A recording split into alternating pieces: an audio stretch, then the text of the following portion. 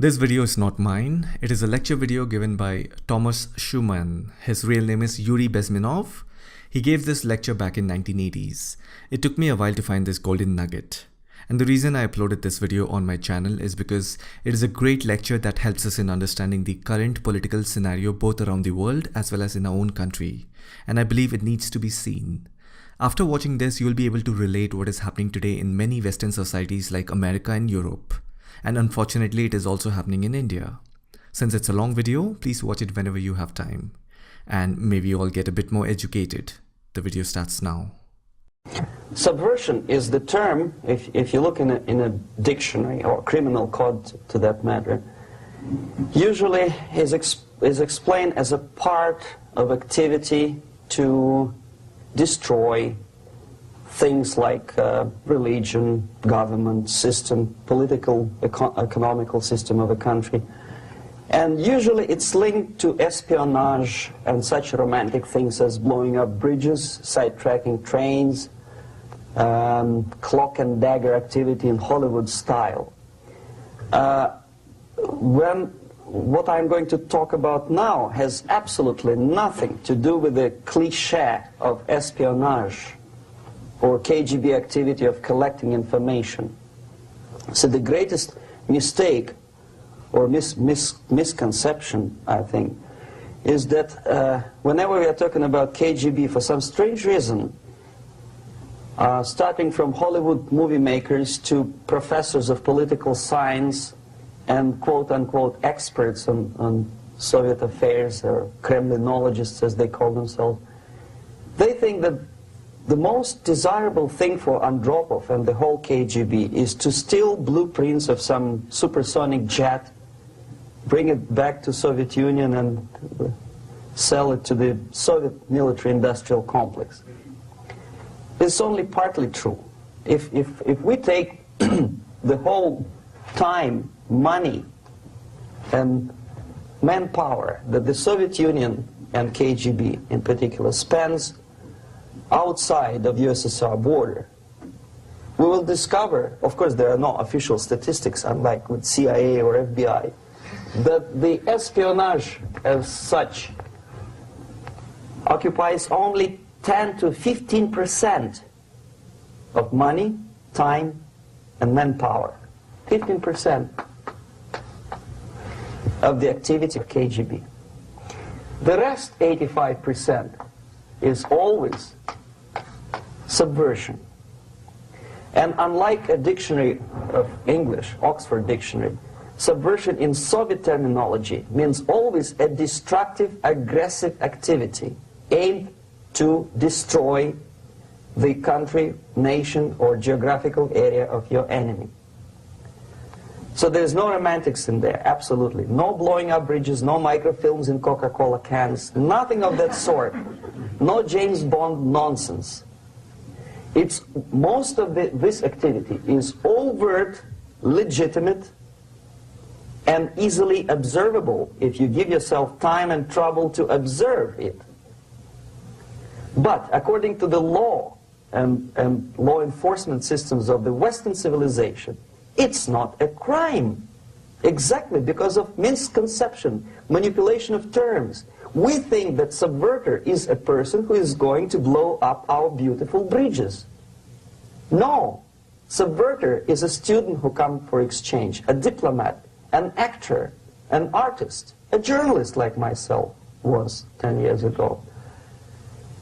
Now, subversion is an activity which is a two-way traffic. You cannot subvert an enemy which doesn't want to be subverted. If you know history of Japan, for example, before 20th century, Japan was a closed society. The moment a foreign boat comes to the shores of Japan, the Imperial Japanese Army politely tells them to get lost. And if American salesman comes to the shore of Japan, let's say 60 or 70 years from now back, and says, oh, I have a very beautiful vacuum cleaner for you, with the good financing, he says, please leave us, we don't need your vacuum cleaner. If they don't leave, they shoot them. to preserve their culture, ideology, traditions, values intact. You were not able to subvert Japan. You cannot subvert Soviet Union because the borders are closed. The media is censored by the government. The population is controlled by the KGB and internal police.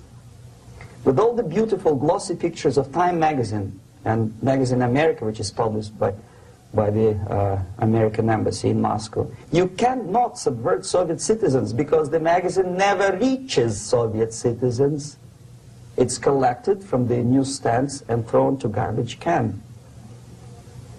Subversion can be only successful when the initiator, the actor, the agent of subversion has a responsive target. It's a two-way traffic. United States is a receptive target of subversion. There is no response similar to that one from United States to the Soviet Union. It stops halfway somewhere. It never reaches here. The theory of subversion goes all the way back 2,500 years ago. The first human being who formulated the tactics of subversion was a Chinese philosopher by the name of Sun Tzu.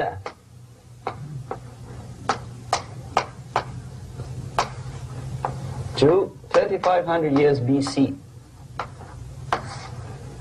He was an advisor for several imperial courts in ancient China. And he said, after long meditation, that to implement state policy in a warlike manner, it's the most counterproductive, barbaric, and inefficient to fight on a battlefield. You know that war is continuation of state policy, right? So if you want successfully to implement your state policy, and you start fighting, this is the most idiotic way to do it. The highest art of warfare is not to fight at all, but to subvert anything of value in the country of your enemy, until such time that the perception of reality of your enemy is screwed up to such an extent that he does not perceive you as an enemy, and that your system, your civilization, and your ambitions look to your enemy as an alternative, if not desirable, then at least feasible. Better red than dead. That's the ultimate purpose, the final stage of subversion, after which you can simply take your enemy without a single shot being fired, if the subversion is successful. This is basically what subversion is. As you see, not a single mentioning of blowing up bridges. Of course, Sun Tzu didn't know about blowing up bridges. Maybe there were not that many bridges at that time. But the basics of subversion is being taught to every student of KGB school in USSR and to officers of military academies. I'm not sure if the same author is included in the list of reading for American officers, to say nothing about ordinary students of political science. I had difficulty to find the translation of Sun Tzu in a library of a university in Toronto and later on here in Los Angeles. But it's a book which is not available. It is forced to every student in USSR. Every student who is taught to be dealing further in his future career with foreigners. What subversion is? Basically, it consists of 4 periods, time-wise. If we start from here and go this way, time, right? This is the beginning point. The first stage of subversion is the process which is called, basically, demoralization. It says for itself what it is.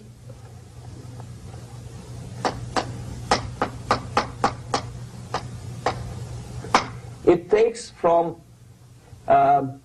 say, 15 to 20 years to demoralize a society. Why 15 or 20 years? This is the time sufficient to educate one generation of students or children. One generation. One lifetime span of a person, a human being, which is dedicated to study, to shaping up the outlook, ideology, personality. No more, no less. Usually it takes from 15 to 20 years.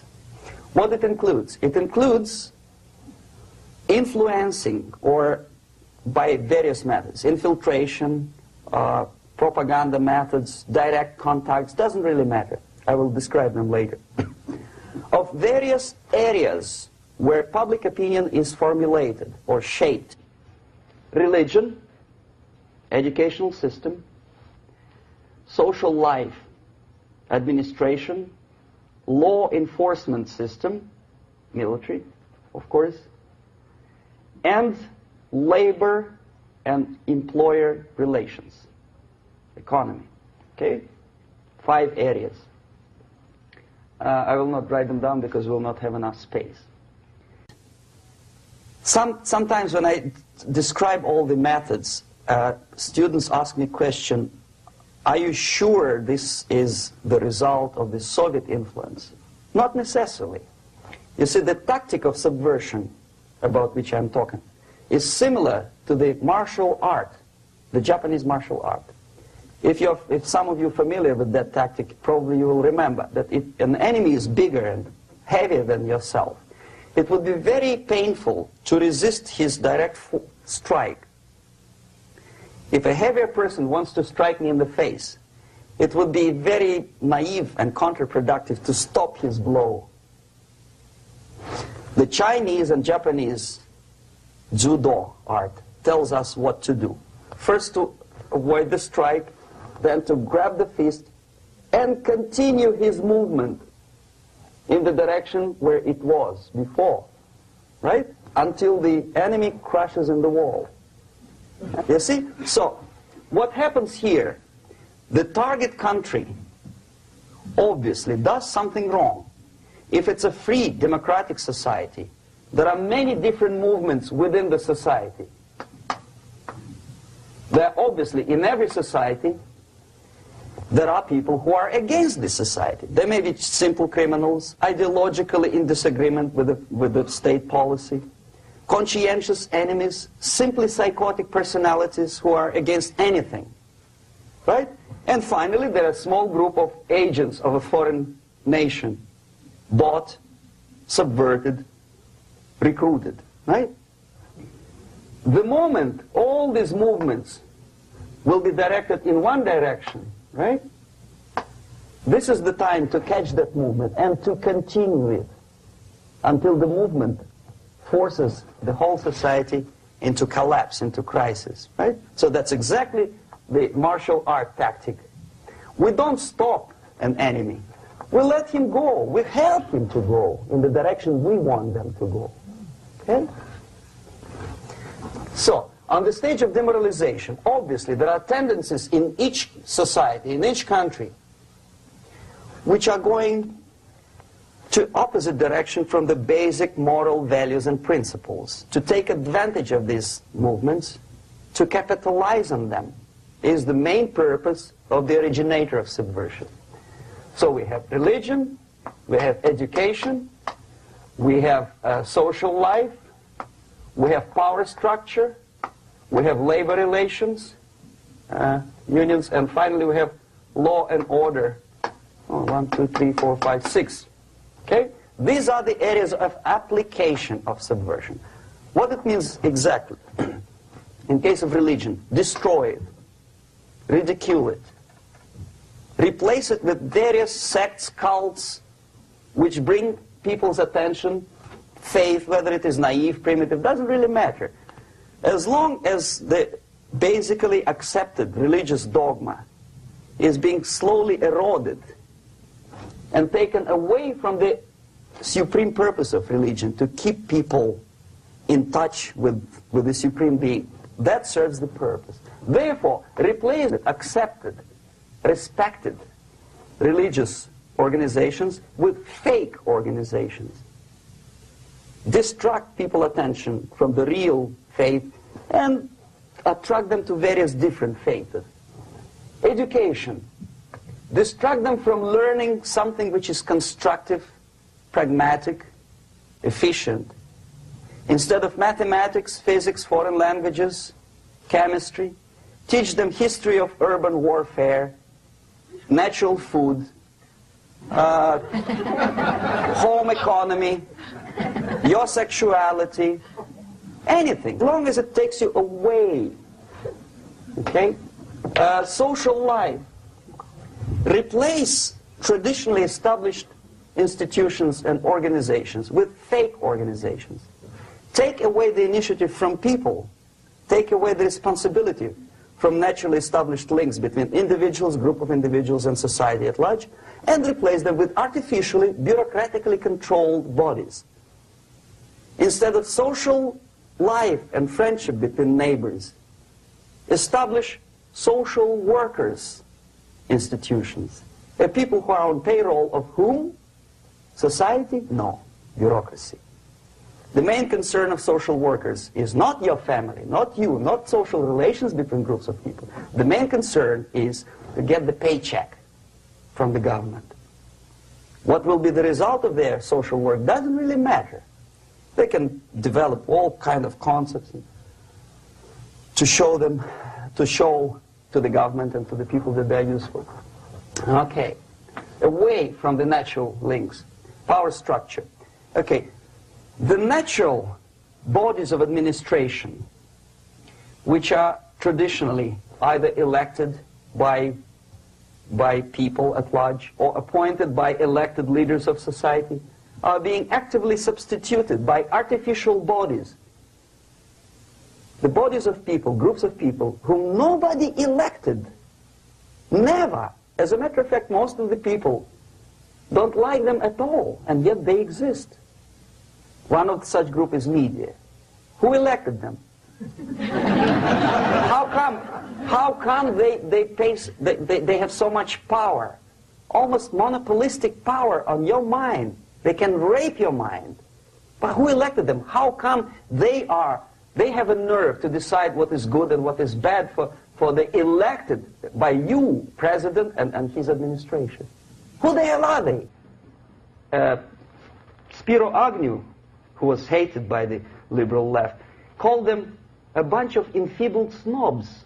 And that's exactly what they are. They think they know. They don't. The level of mediocrity. In a big establishment like New York Times, Los Angeles Times, major television network, you don't have to be excellent journalist. You have to be exactly a mediocre journalist. That's easier to survive. There's no competition anymore. You have your good, nice income, $100,000 a year. That's it. Whether you are better or worse doesn't really matter anymore. As soon as you're smiling to the camera and do your job. That's it. No more competition.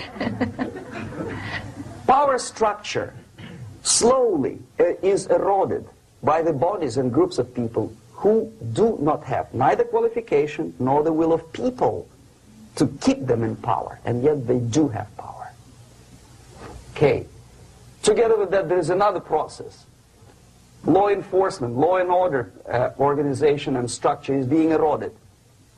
For the last 20, 25 years, if you see old movies and new movies, you can see that in new movies, a policeman, an officer of the United States Army looks dumb, angry, psychotic, paranoid.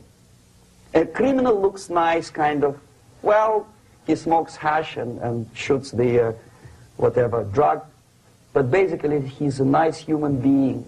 He's creative. And he's unproductive only because society oppresses him. Whereby a general of Pentagon is always, by definition, a war maniac. A policeman is a pig, rude policeman. He abuses his power. No?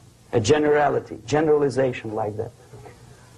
The hatred, the mistrust to the people who are supposed to protect you and enforce law and order. Moral relativity. The Angelo Buono process lasted 2 years in Los Angeles. Relativity. The Angelo Buono process lasted 2 years in Los Angeles. And yet there are still some lawyers who say, look, he's a nice character, as a matter of fact. There was some witness who said, also a criminal, who said, well, he's a nice guy. I asked him one day to burn a house of my enemy, and he wouldn't do it. He's a nice fella. Erosion. A slow substitution of basic moral principles, whereby a criminal is not a criminal, actually. He's a defendant.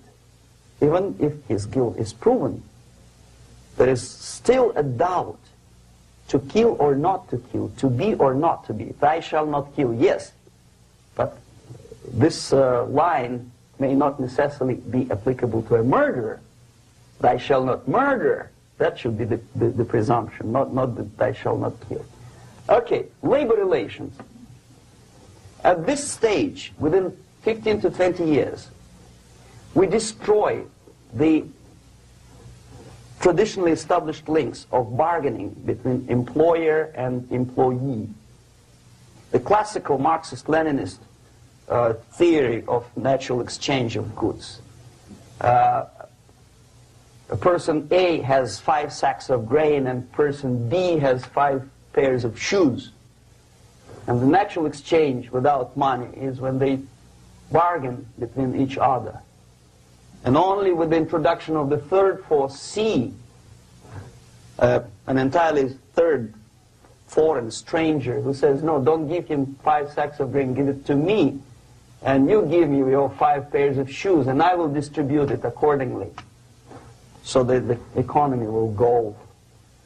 This is the death of natural exchange, death of natural bargaining. Well, trade unions were established 100 years ago. The objective was to improve working conditions and to protect the rights of workers from those employers who were abusing their right because they had more money. Objectively, at that time, initially, the trade union movement did work. What we see now is that the bargaining process is no longer resulting in the compromise, which is leading objectively to betterment of working conditions and increase of salary. What we see is that after each prolonged strike, the workers lose. Even if they have 10% increase of their salaries, they cannot catch up due to inflation and due to missed time. More than that, millions of people suffer from that strike because economy now is interdependent. It's intertwined like one body. If previously steel workers, say 100 years ago, could strike and nobody would suffer, now it's impossible anymore. If a garbage collector strikes today, the rest of the multi-million city is stinking. I mean, there's no more service. In Quebec, for example, we had the electricians who were on strike in the middle of winter. You can freeze your bottom, and they still were on strike. Did they catch up with the salary? No, they lost. Who benefited? The leaders of trade unions. What is the motivation for strike? Improving of a worker's condition? No, obviously it's not. Then what is it? Ideology. To prove to these capitalists. And the obedient horde of workers, like sheep, follow these people. And they cannot disobey. Why? Because if they do, you know what happens to them. Pickets, murders, shooting truck drivers by picketers. In Montreal, for example, I saw with my own eyes when I was correspondent of CBC, International, Canadian Broadcasting Corporation, when the workers of aircraft factory destroyed computers and the equipment in the factory.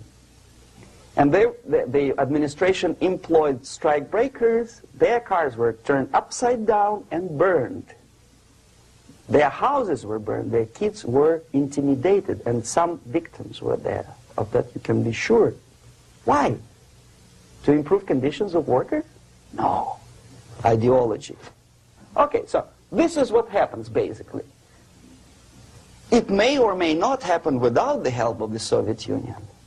But the natural tendencies are being greatly taken advantage of and capitalized by the Soviet propaganda systems. How? Whenever trade union strikes, we have influx of propaganda, mass media, ideological dissemination.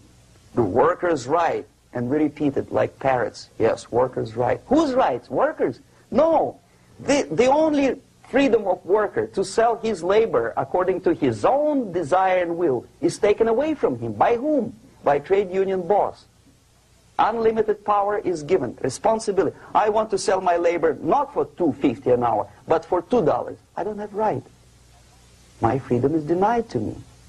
I know that if I sell my work for $2 an hour, not for $3 an hour, I will compete better with the other guy who is lazy and more greedy. I don't need $3. I need only $2. No, I was made to believe by media, by business, by advertising agencies that I need more and more and more. Have you ever heard any advertising on TV to consume less? No. No way. Whether you need a six-cylinder car or not, you have to buy it. And hurry up. When I was driving here on the local radio station, an excited announcer said, "You hurry up, rush and save, save, save. There is a pantyhose sale." Save by buying more. See? Of course. It would be too naive to expect that KGB makes that advertising agency to do such a crazy commercial. No, of course not. But what we did when I was working for Novosti Press, we would snow plow editorial offices, student organizations, religious groups with literature of class struggle, if not directly Marxism-Leninism propaganda, then a propaganda of a legitimate aspirations of working class, betterment of life, equality. Equality, mind you. President Kennedy once said, we will make America to believe that people are born equal. Are people born equal? Is there any mentioning in the Bible or any other holy scripture in any religion, if you don't believe me, go to the library and check it. There is not a single word about equality. Just the opposite. By your deeds, God will judge you. What you do is important. The merit of your personality. You cannot legislate equality. If you want to be equal, you have to be equal. You have to deserve it. And yet we build our society on the principle of equality. We say people are equal. We know it is false. It's a lie. Some people are tall and stupid. Others are short, bold, and clever.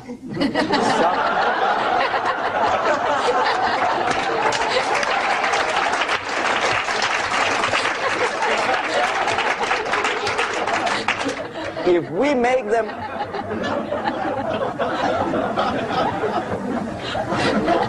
we make them equal by force,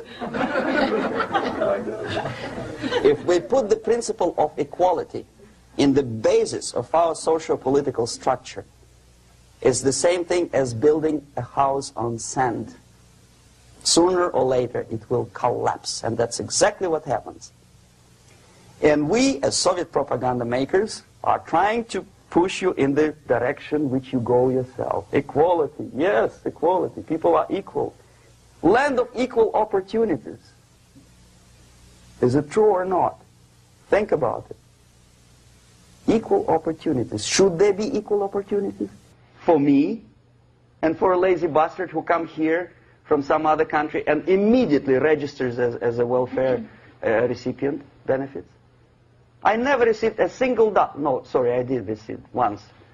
But I never applied for welfare. For the 13 years, I took any job. Security guard, journalist, taxi driver, anything.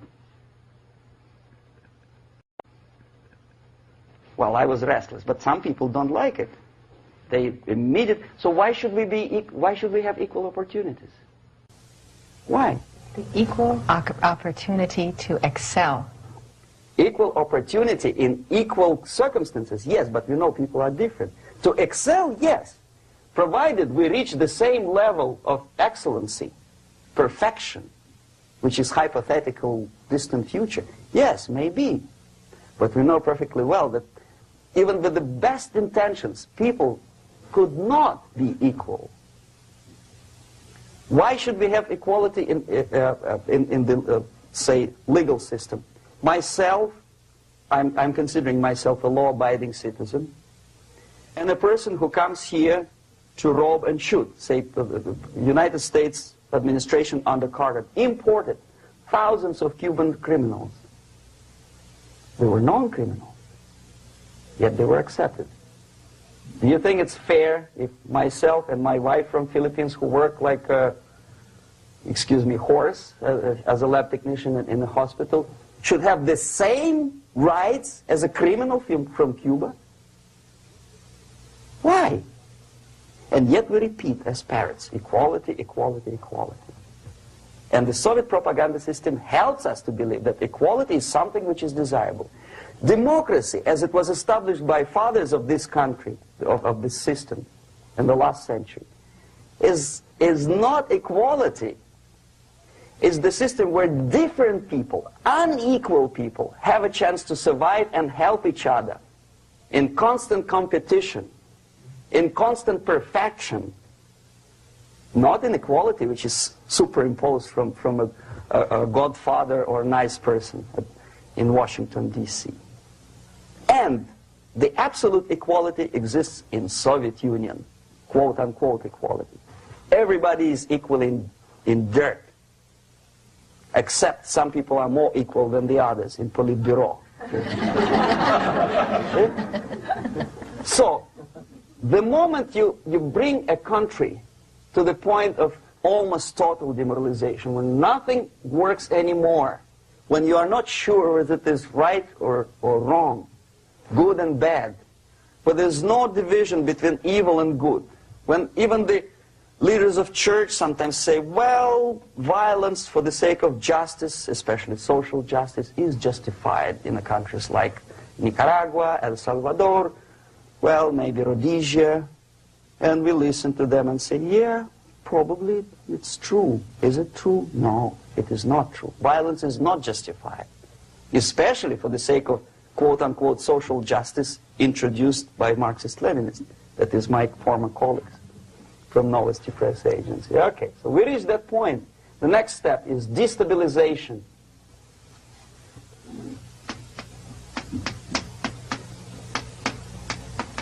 Again, this word says for itself what it is. To destabilize all the relations, all the accepted institutions and organizations in a country of your enemy. How you do it? You don't have to send a battalion of KGB agents to blow up bridges. No. You let them do it themselves. The area of application is, again, it's narrower now. Not like the previous case. The overt legitimate actions of the KGB in this case would be hardly noticeable. There is no crime if a professor who recently went to USSR introduces a course of Marxism-Leninism in a Californian college, for example. Nobody is going to come to his doorstep and say, okay, mister, come, you are under arrest. No, it's not a crime. It's not even considered a moral crime against your country. So the area of application here is narrowing down to economy, again labor relations, right? To law and order, plus military. And economy, law and order. Yes, and again the media, but wider scope, little bit different. I'll explain it later. Okay, basically 3 areas. Economy. The radicalization of bargaining process. If on that stage we still could achieve, theoretically, some positive compromise between the negotiating sides with say, the arbitrary, introduction of arbitrary judges, third side, objectively judging the demands of both sides. Here it's radicalization. On the stage of destabilization, we cannot come to compromise even within a family. The husband and wife couldn't figure out which is better, Husband wants his kids to eat at the table, and wife wants a child to roam around the room and drop food all over the floor. They cannot come to compromise unless they start a fight. It's impossible to reach a compromise, constructive compromise, between neighbors. Some people say, I don't like you to watering your lawn at that time because exactly at that time I'm walking my dog and he's getting nervous. He cannot pass his bowels, you know. So they cannot compromise. They go to a civil court or something like that. Radicalization of human relations. No more compromise. Fight, fight, fight. The normal, traditionally accepted relations are destabilized. The relations between teachers and students in schools and colleges. Fight. The relations in economical sphere between laborers and employers are further radicalized. No more acceptance of the legitimacy of demands of workers. Unlike Japanese, with the theory Z, if you ever heard about it, where the workers are involved in the decision-making process, therefore they don't have moral incentive to fight their bosses. In the United States, it's just the opposite. The harder is the fight, the better. The more heroic they look.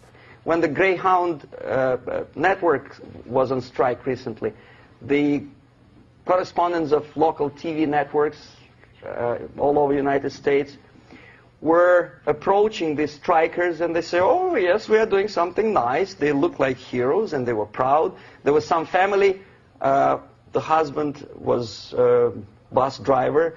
Now they decided in a protest against the bosses to camp somewhere in the forest. And they were presented to the audience as a heroic, nice people. You see? The violent clashes between passengers, picketers, and the strikers are presented as something normal. 10, 15, 20 years ago, we would be angry, say, why so much hatred? Today we are not. We say, well, it's commonplace. Radicalization, militarization sometimes. As I explained on that stage, I took a step a little bit further. Shooting people. Okay, law and order now also is pushed into the area where previously people settled their differences peacefully and legitimately. Now we are getting with this court cases in the smallest irrelevant cases. We cannot solve our problems anymore.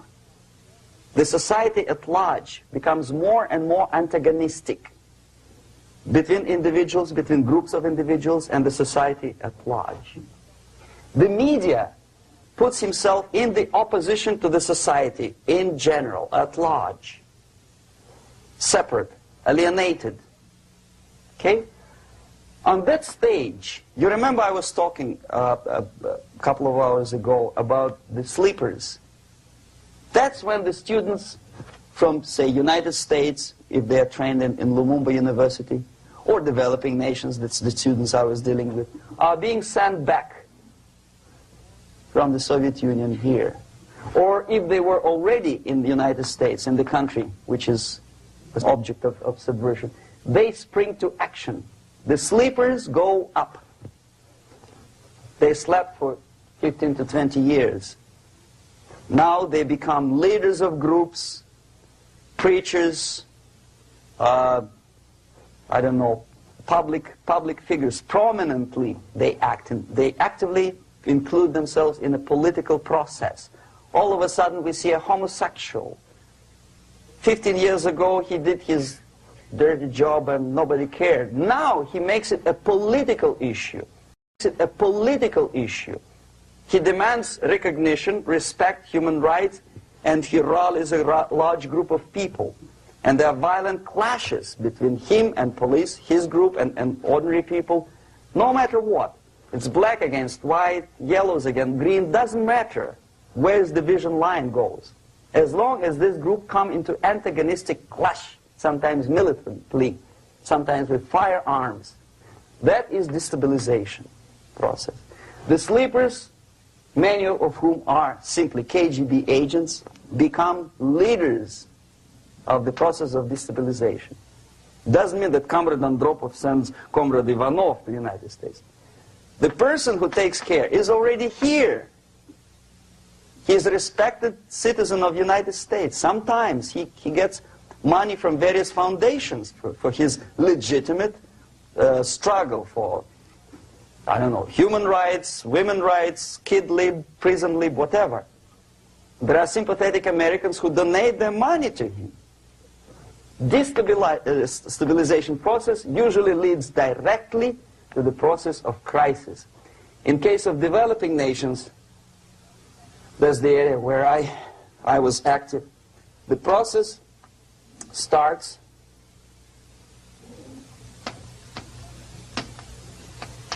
when the legitimate bodies of power, the social structure collapse. It cannot function anymore. So instead, we have artificial body injected into society, such as non-elected committees. You remember I was talking about them here. Social workers who are not elected by people, media who are self-appointed rulers of your opinion, some strange groups which claim that they know how to lead society forward. They don't usually. All they care is how to collect donations and sell their own concocted ideology, mixture of religion and ideology. Here, we have all this artificial body claiming power. If the power is denied to them, they take it by force. In case of Iran, for example, all of a sudden we have revolutionary committees. What kind of revolution? There was no revolution yet, and yet they had the committees. They were taking power of judgment. They had the power of execution, they had the power of legislation, and that they had the power of judicial. All of them combined in one person, who is half-baked intellectual, sometimes graduated from Harvard University or Berkeley. He comes back to his country and he thinks that he knows the answer to all the social, economical problems. Okay? Crisis is when society cannot function any more productively. It collapses, obviously. That's the word for crisis. So therefore, the population at large is looking for a savior. The religious groups are expecting a messiah to come. The workers say, we have family to feed. Let's have a strong government, maybe socialist government, centralized. When somebody put the employers on their place and let us work. We are sick and tired of going to strike and missing overtime and all that stuff. We need some strong man, strong government, a leader, a savior is needed. Population is sick and tired already. And here we are. We have a savior. Either a foreign nation comes in, or the local group of leftists, Marxists, no matter what they call themselves, Sandinista, a reverend or some sort, Bishop Muzureva, like in Zimbabwe, doesn't matter. A savior comes and says, I will lead you. So we have two alternatives here. Civil war and invasion. Okay? See how it goes? Civil war, we know what it is. Lebanon is the best example. The civil war, which was artificially implanted in Lebanon by injection of force of PLO, Palestinian Liberation Organization. Invasion we have in many other countries like Afghanistan, name any East European country, it was invaded by the Soviet army.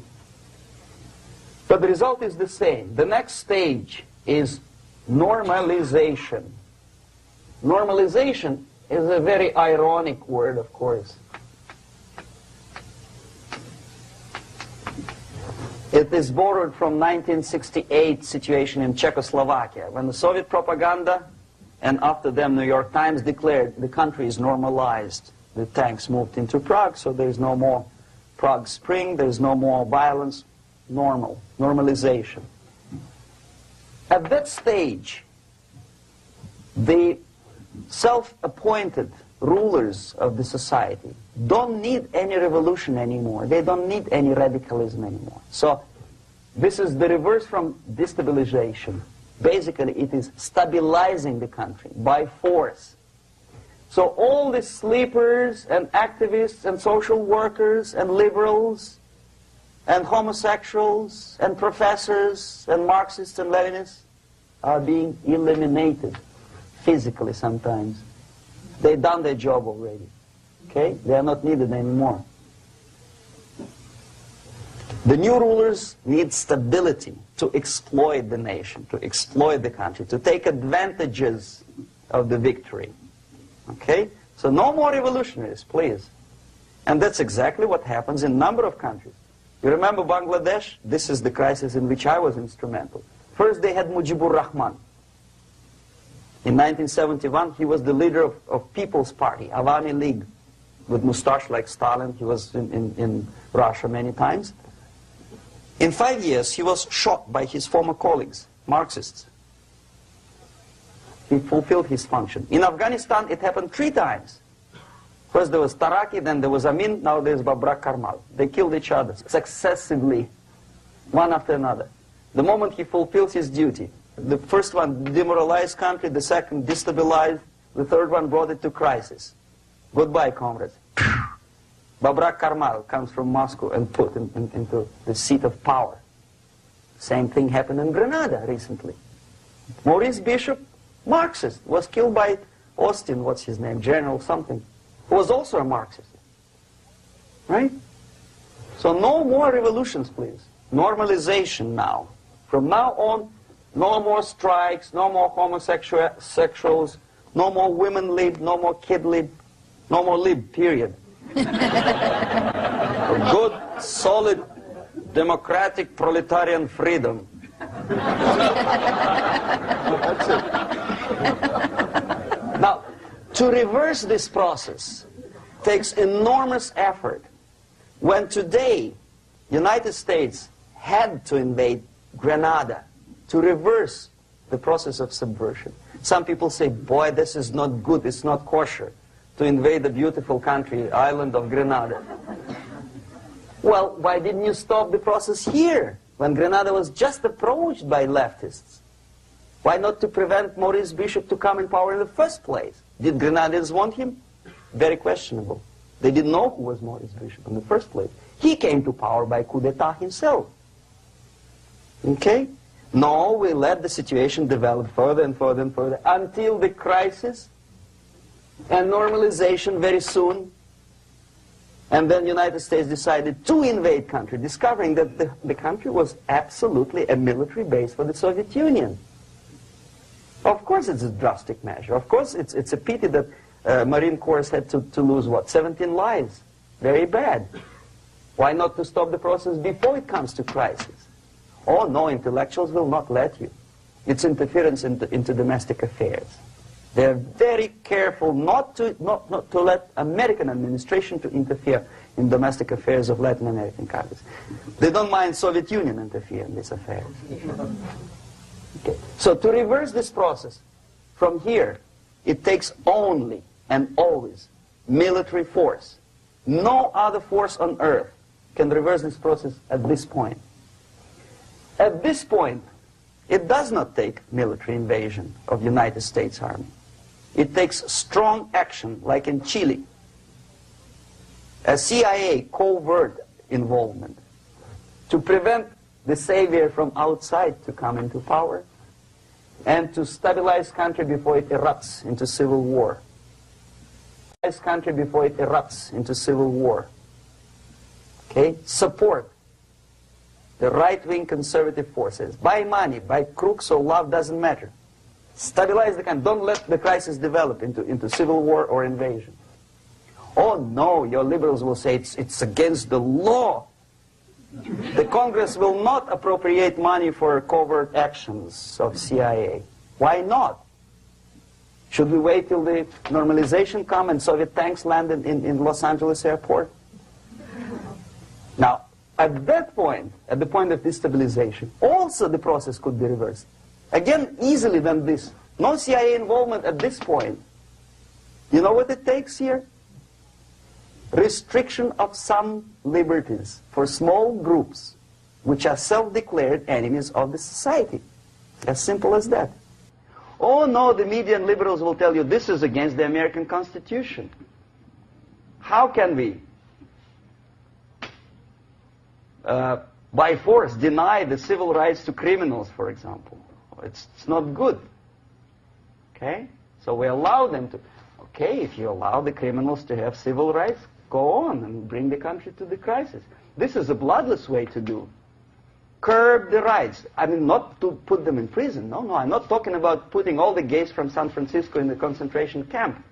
Do not allow them to take political force. Do not elect them to the seats of power, whether it is municipality level, state level, or federal level. It has to be beaten in the heads of American voters that a person like that in the seats of power is an enemy. Do not be afraid of this word. It is an enemy. If he is not an enemy here, he will be here. Later on, he will be shot, of course.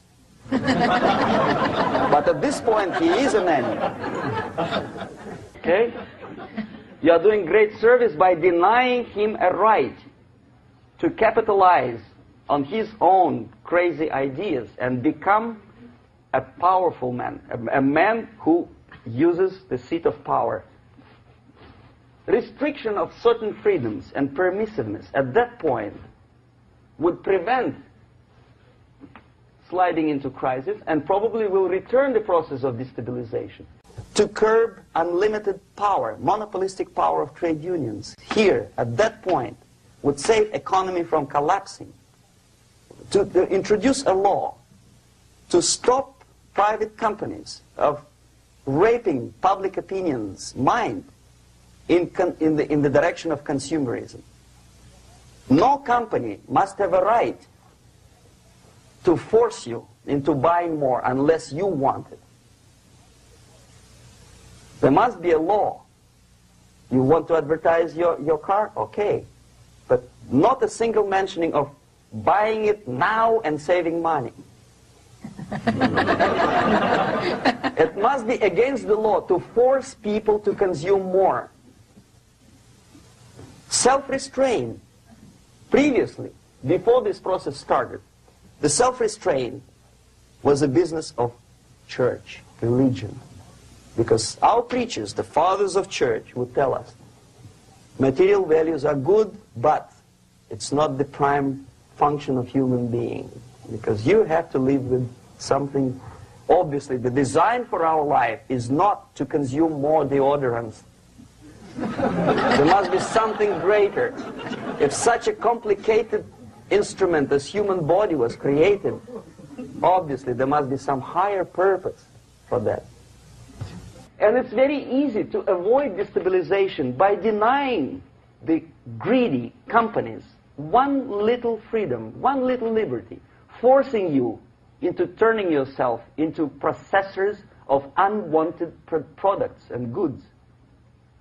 They turn you into machines, like the worm who there's inlet and outlet. So, and how long an average appliance lasts these days? Less than a year. Why? Where's workmanship? Oh, we want you to buy more. Okay.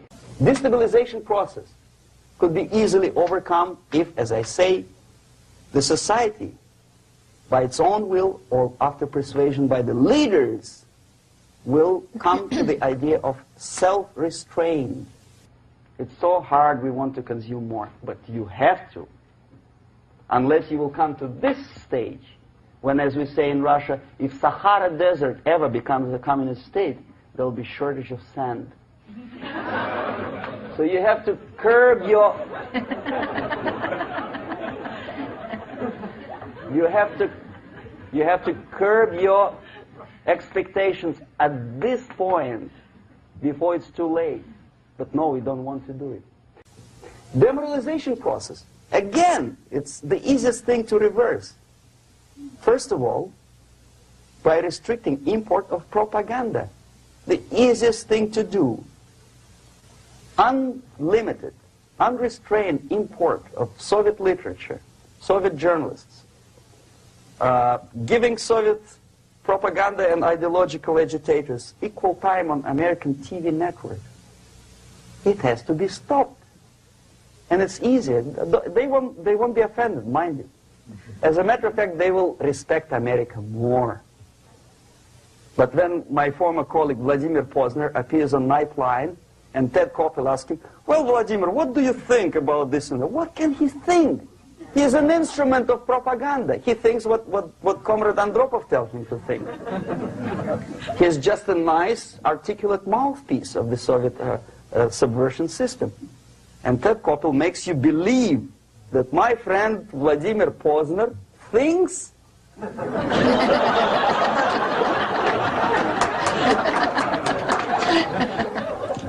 the process of demoralization may not have started at all if at that point the country, which is a recipient of subversion, actively, not violently, but actively, prevents importation of foreign ideology.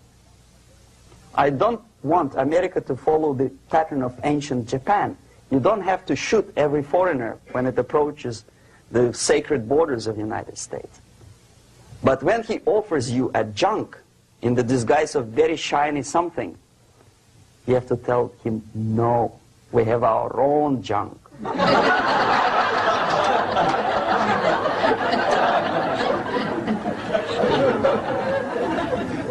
If at that point the society is strong, brave, and conscientious enough to stop importation of ideas which are foreign,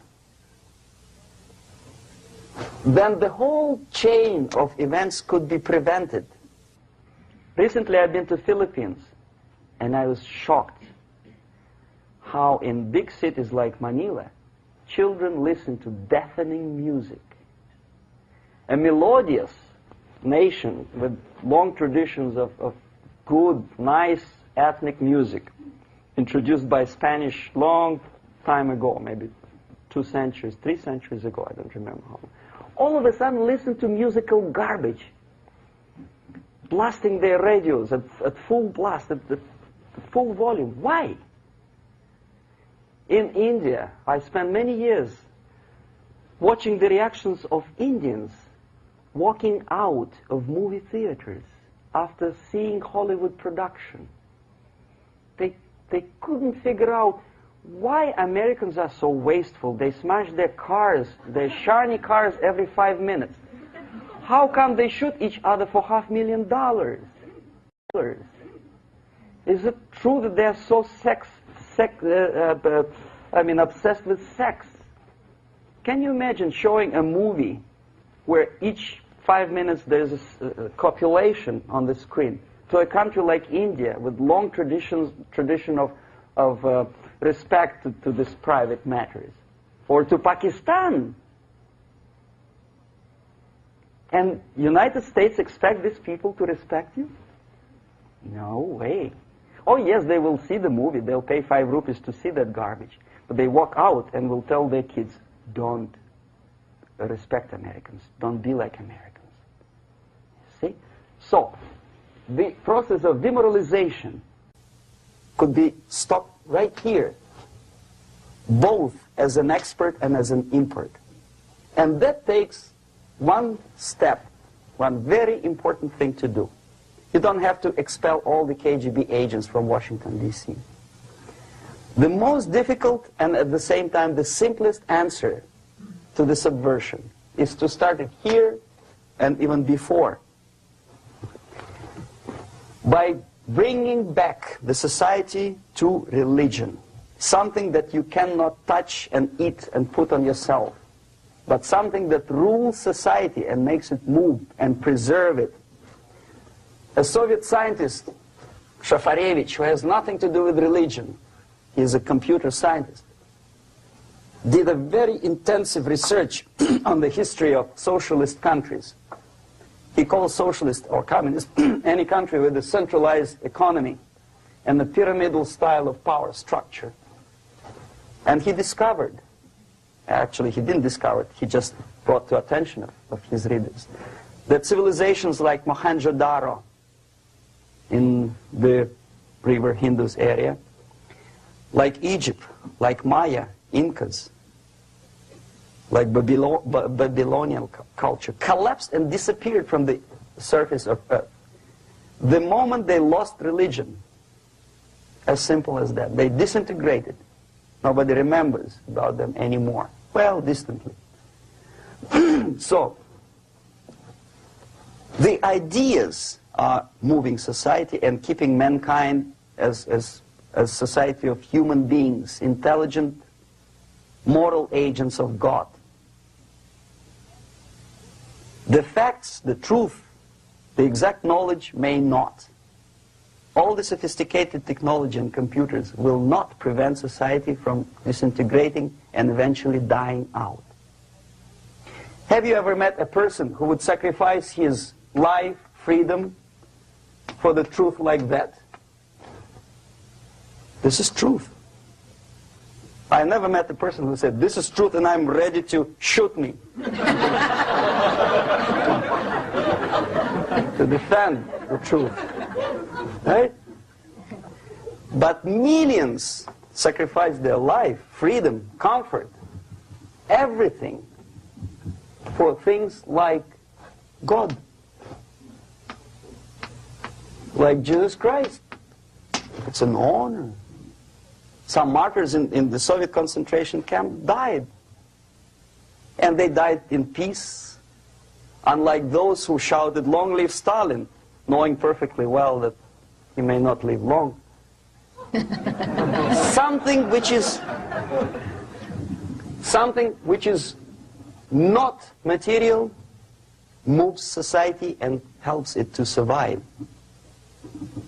And the other way around. The moment we turn into 2 by 2 is 4 and make it a guiding principle of our life, our existence, we die. Even though this is true, and this we cannot prove. We only can feel and have faith in it. So the answer to ideological subversion, strangely enough, is very simple. You don't have to shoot people, you don't have to aim missiles and Pershings and cruise missiles at Andropov's headquarters. You simply have to have faith and prevent subversion. In other words, not to be a victim of subversion. Don't try to be a person who in judo is trying to smash your enemy and being caught by your hand. Don't strike like that. Strike with the power of spirit and moral superiority. If you don't have that power, it's high time to develop it. And that's the only answer. That's it. Thank you.